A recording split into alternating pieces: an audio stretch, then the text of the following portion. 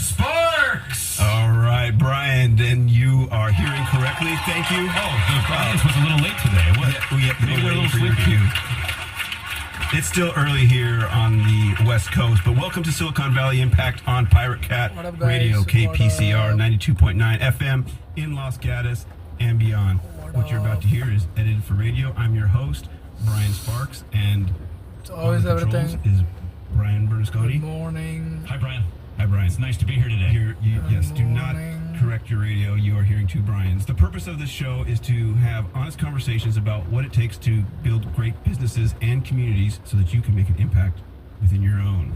With that being said, we have a full house today. Brian, we're going to have a fun conversation. We've definitely got some energy in the room today. Absolutely. No, it's been fun even just getting set up. We've already had a full show just laughing amongst ourselves. Yes. Yeah, and I appreciate. You can download the outtakes on Spotify. There's one right there. Yeah, there's one right there. But let me welcome in our guests again, superstars in the room. We have Sean Flynn. Sean, good to see you, buddy. Brian, thanks for having me here. All right, we have Darius of Rocket Vodka. Darius, good to see you. Hello. I've been trying to get you in here for a while, and we finally made it happen. Some texts back and forth. Can you come now? No. Yeah, can't have it. And of course, we have an amazing guest. We have Edward Sullivan. Edward, good to see you. Author of Leading with Heart. Edward, 1 second. See, that is the beauty of live radio. The beauty of Edward is there. Edward, you're being introduced, and I had our microphone muted, so now you are here. Edward looks like he just kind of joined the conversation, Brian. So let me bring you up to speed. So Edward, once again, Edward Sullivan, good to see you. Author of Leading with Heart. We're just giving little light introductions. Edward, thanks for having us on the West Coast. You're calling in. Usually we have everybody in the audience, but Edward's in New York City, by the way. Yeah. I am. Great to meet you all. Good to see you all. So let's start with a little round-robin introduction. Sean, I'll begin with you. Tell us a little bit about what you're doing in the startup ecosystem and what we have to look forward to today. Should I do my little... Do your doggy thing, yeah. Do your dog and pony. The analogy of the mergers and acquisitions. Perfect. So I'm an investment banker, focused on mergers, acquisition, growth capital. Most people have no idea what that is when I tell them that's what I do. So think of it this way. You go through life hand in hand with that special someone. 2 equals become 1. You get married. Well, that's a merger. Now you're walking in the park together, hand in hand. You see a little puppy. Go, oh my gosh, I want to take this little puppy. I want to bring it into my family. I want to acquire this puppy through an acquisition. Now the house, it's bigger. There's more love. But that puppy, it needs to go to the vet, it needs shots, it needs food, it needs all these things to go from this little puppy to this big dog. Well, it needs money, it needs growth capital. So all those transactions that happen in life, I help business. Nice. And you also have an award-winning podcast. Tell us a little bit about that. So I have a podcast called The Silicon Valley Podcast, very creative name. We're on episode 240-ish right now. I've got to interview people such as Melody Perkins, founder of Canva, Jim McKelvey, co-founder of Square, an author of this book, Leading with Heart. I'm not sure if Edward, you know John Bard. You might know him. He was on the podcast. And Brian Sparks was on it a while back as well. So I've gotten a couple of who's who of Silicon Valley on the podcast over the years. It's no wonder you've got awards for that show. The lineup you've had is amazing. Thank you. All right, Darius, give us a little insight into your company that you're building up. So we are doing something very different here in Silicon Valley. We're making vodka. Not something usually here. Yeah. But to elaborate on that, I've been a CMO for a long time. I've been in Silicon Valley for over 25 years, and I've worked on almost every imaginable product: search, speech, cybersecurity, data and AI more recently. In my day job, I'm a CMO, so I do that. But I've also been working on this startup called Rocket Vodka. It's a vodka from 100% apples. We're using my dad's apple moonshine formula. It's just been such a fun challenge and keeps me fresh as a marketer too. And we're going to get all the insights on how you're doing that. And of course, with Edward here. Our startup founders and probably want to know that they're not alone and that there are probably some tricks that we can hack in order to kind of win the startup game. All right, and so of course I want to look to Edward, who is coming in from the East Coast. Good to see you, Edward. Give a little intro to our audience about what you're up to.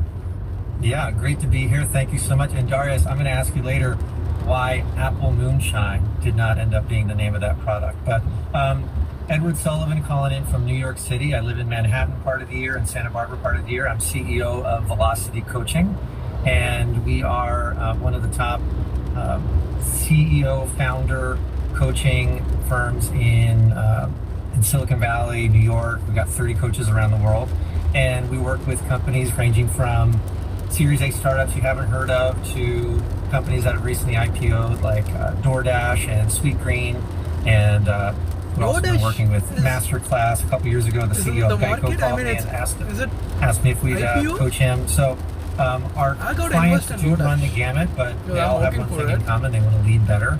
They do And better. like the book sitting in front of you that John Baird and I wrote together, they want to lead with heart. So we help founders both figure out the head part of the question, which is how do we make better business decisions, and also the hard part, which is all the relational stuff. So So this, really excited to be here. I Hey, love Brian, it. can you hold that book up just one more Yeah, second? go I mean, the ahead. people on radio are not seeing it, but I want to get I just want to get Excuse a me. close up on that book. Zoom in. Leading with Heart. Yeah, and it is a bestseller, Edward. So congratulations on that. Thank you very much. And so, what I also want to point out to our audience is there's a lot of coaches in the world. It's a very saturated market. But what's unique about Edward and what he's done, along with John, they are the best of the best. You're not, just hearing someone roll in with ideas. These guys are champs. They're winners. They've helped scale great companies, lead great individuals. So I'm really honored to have you here today, Edward. So thank you for being here. Really excited to be here. Thank you. All right, so let's kick off with you, Sean. Let's talk a little bit about mergers and acquisitions, how it relates to startups.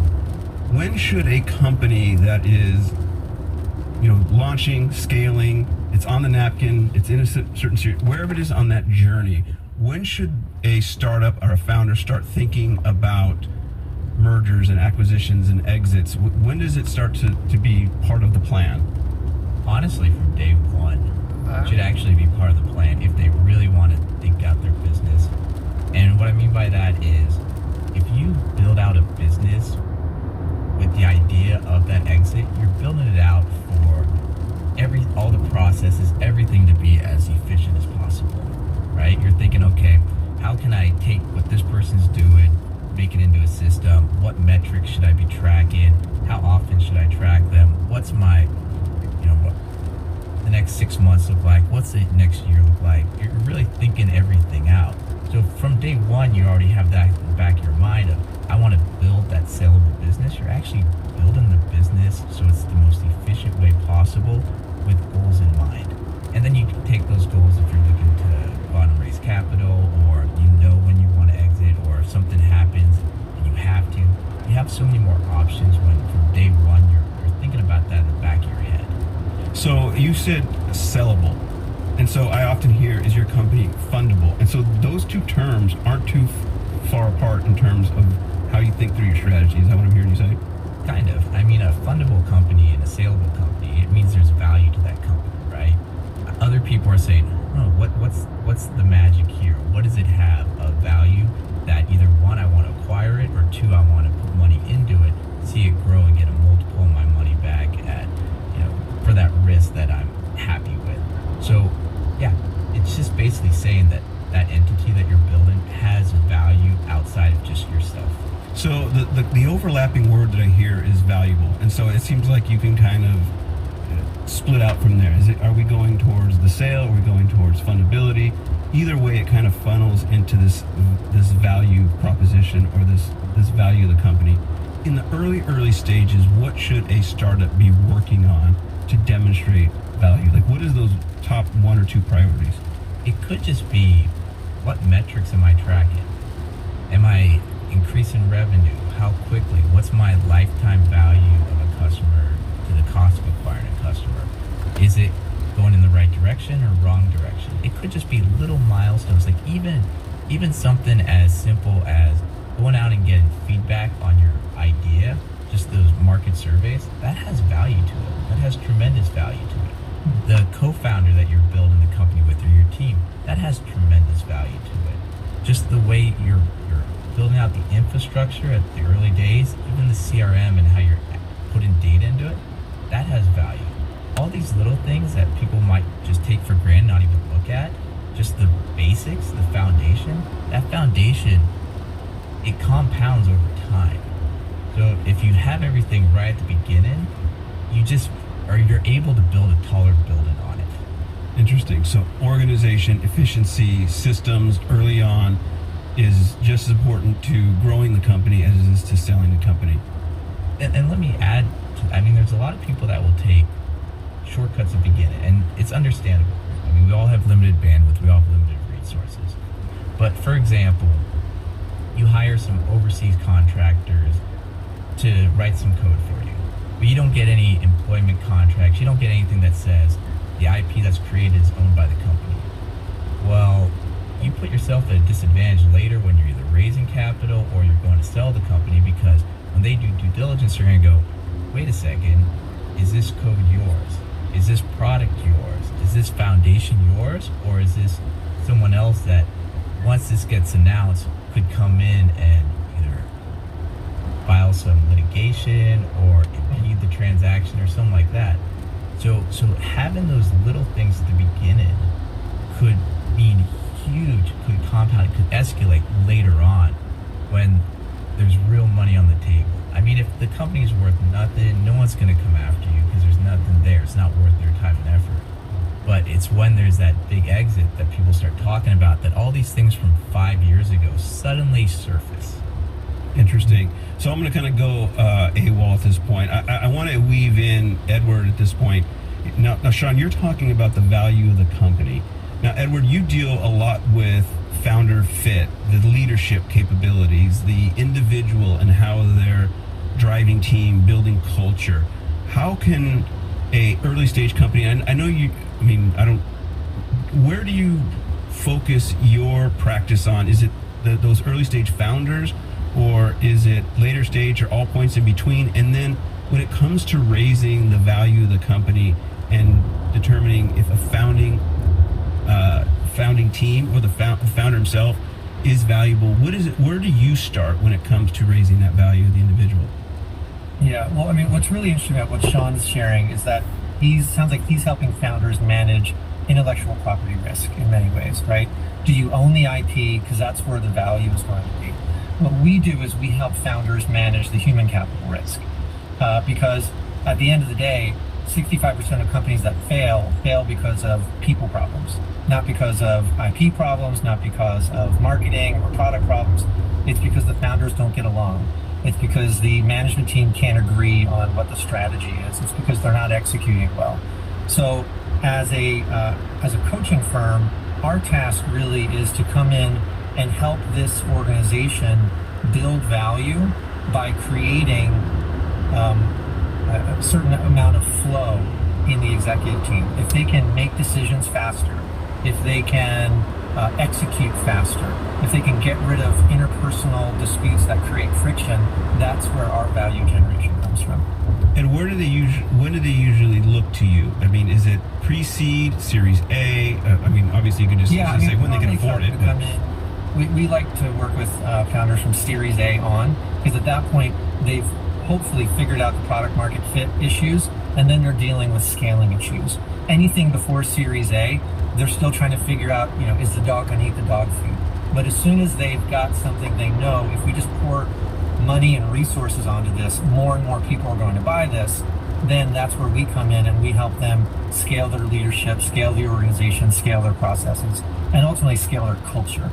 So, Sean, once they get to you, do these issues ever show up? So you may have a healthy company on paper, but then you start to see that the leadership or the culture isn't on par. Do these things need to be looked at individually, or together? How do you kind of flesh this out? Oh, are you kidding? When we start doing our due diligence in the data room and start having conversations, fingers start getting pointed, people start getting blamed, this person... The curtain gets pulled back. Oh my God, are you? Oh yeah. It is ugly. Oh, this person owes me more shares, and we did this handshake years ago, and this is what it should look like, and this person's not... We'll hear everything. It gets bad. And sometimes, I mean, honestly, it'll look like, you'll have the first meeting, things are great. You're thinking this, whatever transaction they want will happen, high probability. Meeting 2 or 3 starts looking ugly. And then after a while, you're like, wait, this company's, they're hanging on a shoestring. They're just, the numbers might look good, but they're going to fall apart like that. Interesting. Because of interpersonal conflict. Is that what you're saying? Because they can't get along, or somebody thinks they deserve more, or somebody feels that they're putting in more work and somebody's not pulling their weight? That could be one of them. It could be an issue, as mentioned before, maybe a litigation that was pending, or we're not sure about this one person, or there's a lot that you never know until you start asking questions. And then once you ask those questions, it leads to other questions that lead to others. And something that on paper, the financials might look good, the CEO might look good, but then when you peel back the onion, it's pretty bad. So you get some, Edward, you get some insight on this if you're with a company for a long period of time. Do these issues show up in the boardroom? And of course, I can hear what Sean's saying about doing the due diligence, the war room. I just like how when you ask, all of us are smiling because we already know where it's going. Yeah, you can see it coming. So, Edward, do you see these problems early on from your vantage point when you're working with these companies?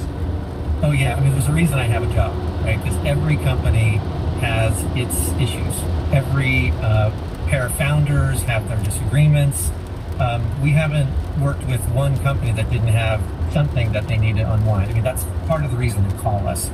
We do prefer to work with companies that are more like the top quartile, top decile, like things are working pretty well and they just want to add rocket fuel to it. But even those companies, even the highest performing companies, boom, I got you, rocket fuel.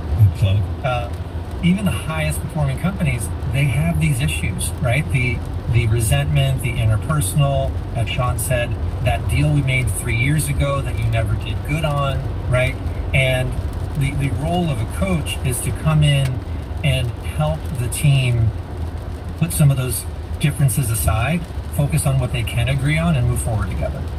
So your title is you're a coach. But Sean, you're in mergers and acquisitions, but it sounds like you've kind of put on the same hat as well, depending on when you come in. Yes and no, in the sense that we're not hands-on. We don't go in the company as consultants or that. We look back and go, how do we package this, right? How do we create the story around this company for that transaction that they want to do? And we'll talk with them and go, okay, you're thinking this valuation, well, our analysis is kind of around here.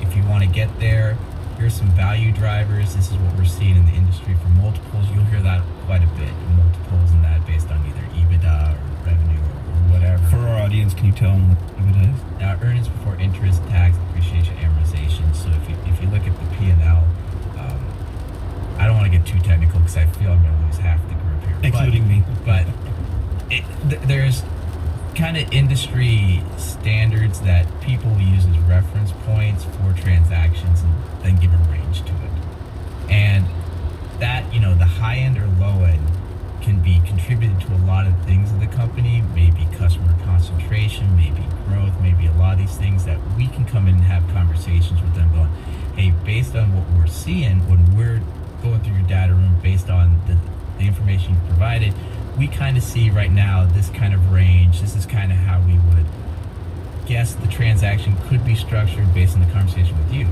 But we would defer to people like Edward and that go, listen, if where you're at now and you want to go here, maybe it'll take a year, 2 years to get. Here's some experts that you should talk to, whether it's accountants, whether it's legal, whether it's whatever. Clean this up, de-risk this, not so much concentrated or whatever. We're not in there doing it. That's when we refer to the experts like Edward. So I love this examination of the health of a company. There's a lot of boxes to check. Let's back up a little bit, and Edward, I'm going to come to you with this as well. Like how you got your insight, how you got your start. Sean, where did this all begin for you? You have done business all over the world. You had your own company. Take us back into what got you into startup, and then led us to here. So my my journey to investment banking, literally whenever I talk to other investment bankers or private equity guys or family, whoever it is, they look at me and they just shake their heads and like, are you kidding? I looked on your LinkedIn. Were you a theater minor? Wait, what is going on here? I also did mechanical engineering undergrad, for the record, so Okay, check that box. just got to check that one. But no, I lived overseas about 8 years. A lot of that time was in mainland China. I started a couple businesses. One did okay. Sold it to my business partner. Came back to the U.S. Really was not employable, but startups loved me. The startup ecosystem loved me. I got involved with an angel group, just screening deals for them. I went from just kind of helping out to then the investment director. Fast forward a few years later, I was president temporarily of the group. But in that time, I was making introductions to overseas Chinese groups that were setting up operations in Silicon Valley, and this one group that had 20 years of connections. And because of that, I got an offer from a couple of the groups. One I thought was really good, and I worked with them for a number of years of helping companies from Silicon Valley set up in tech parks in China. And through that, I got introduced to a lot of investment bankers, a lot of investors, made a couple of intros, and one thing we haven't talked about, with having a podcast and having a radio, the network you build. Over the years, I was able to build a really strong network and able to foster and maintain those relationships, and then that pivoted and segued into investment banking. Because it was really what I was doing there, packaging companies, getting ready for these real roadshows overseas. Now it was just more formal. Okay, this is what's actually, it's not biz dev, it's you're an investment banker, you're helping, you're at the table for these transactions, start to end with the team. I love that. And so you've made building a community, making connections, building relationships a priority, and it has paid off for you personally as well as professionally. Without a doubt. What has been kind of your strategy around that? I mean, you've led networks, you have a podcast. Talk a little bit about that strategy and why it's important. And again, I'll frame it for our audience. I'm big on go-to-market strategies that are effective, but it seems to be this emerging idea of go-to-community strategies that are really effective as well. So talk a little bit about how you look at building connections and networking. It depends on how deep you want to go into it. For me, for example, I'll just take the podcast, for example. I normally have about 7 touch points between when I get introduced to the person and when the interview goes live. And I do that very strategically in the sense that warm introduction comes in, they're all warm at this point. After episode 30, they've all been warm introductions. Have a 30-minute Zoom call with them, exchange some emails back and forth, have the interview where beginning and end, there's time allocated for small talk, follow up with some emails, and follow up with a coffee meeting or Zoom or that, where, through that space of time at the very end, it's, well, I got to know Sean pretty well. He's a nice guy. We've had several conversations over the span of a few months. I know I can trust him. And then just keep those relationships warm over time. And when it comes to kind of communities, I always, try to build that community, whether it's a mastermind group. I had a podcast mastermind group for a while there, or other little groups I've tried over the time. Like right now, I'm on the board for Association of Corporate Growth, ACG Silicon Valley, along with a group leader of Palo Alto 3 for Provisors. And I've noticed it's just a little bit more work to be that group leader, but the payoff is 10x. Yeah, and I got to admit, in the beginning, I looked to you and would ask myself, what would Sean do in this situation in terms of building community? And that's when your career went downhill. And that's when everything changed for me. So, Edward, I want to look to you because you have a remarkable journey as well, up to writing this book with John Baird, Leading with Heart. Where did you get your start? Because you've got a very interesting story, as does Sean, about what got you into coaching. It's funny. If you look back at my story on paper, it doesn't make any sense at all. I'm the only one who understands the through line. So my first job out of college was actually in nonprofit management. I worked in running a nonprofit organization in New Mexico for a little while. Got picked up by the local Democratic Party and worked in politics for a number of years. And then spent about 5 years traveling around the world with James Carville, who's the Raging Cajun, a famous Democratic strategist, and worked in a number of presidential elections overseas. So actually working for heads of foreign nations in their elections in places in South America, Africa, Eastern Europe, etc. And after a good run at that, starting to feel like it was a little too dangerous, needed to come back to the United States, I moved to Silicon Valley. And I spent 8 years mainly working in the clean tech and solar industries. We were building some of the largest solar plants in the world, and thought it would be fun to get a mid-career MBA. So I did the Wharton program there in San Francisco, and sitting at the lunch table, just chatting about my life and my career, my classmates started asking me to coach them, which I thought was the weirdest thing because I was not a coach. This is about 10, 12 years ago. And one woman, Julia, I'll never forget it, she said, "You've been coaching me all semester, I just haven't paid you. And my company has budget for that. So why don't I put you on the payroll and I'll start paying you as my coach?" And it started like that, very organically. And we've actually, at the company now, used something similar as a screen for coaches who we recruit. Because my business partner, John Baird, it was Steve Jobs at Apple who found John when he was a business school professor at San Jose State. And Jobs said, "Why don't you come in and help us build Apple University?" This is back in the 90s. So both of us were recruited. John has a much more auspicious recruitment story than I do. But both of us were recruited into coaching, and we look for other people who were recruited by their peers into coaching. It seems to be like a good sign, right? That there's something special happening that other people saw. Hey, you should try this.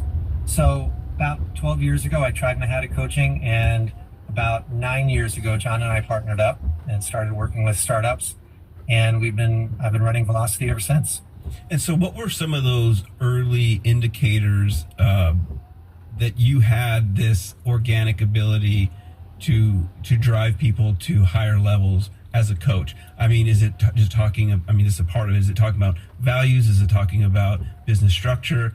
What do you, is it communication? What do you think were those early signs in terms of your personality and your superpower that were evident as a good coach? I think I'm just relentless at giving unsolicited advice. You're not going to wear that shirt, are you? No, I'm kidding. I think it was that, and this was reflected back to me by one of my professors, that maybe more than the average person, a very high gift of empathy. So I can really hear what's going on behind the scenes. I can understand what people are thinking. I can understand the dynamics in a group, sometimes better than the group can. And it's that insight, it's that ability to come in and say, this is what I think is going on here. Does that sound right? And people look at each other and go, actually, yeah, that is what's going on. And we didn't have words for it. That's what I do particularly well. I know that's what John Baird does really well. And we like to work with coaches who do that really well also. So let's talk a little bit about some of the insight that you share in Leading with Heart. And it talks about 5 conversations that unlock creativity, purpose, and results. Give us a little insight so that our listeners will go out and buy the book. And yeah, well, thank you. I mean, the big idea, Brian, is that we should be having more emotionally authentic conversations in the workplace. That's the main takeaway from the book, right? There's a lot of... That sounds super easy from where I'm standing, but I know that people, excuse me for butting in here, Edward, but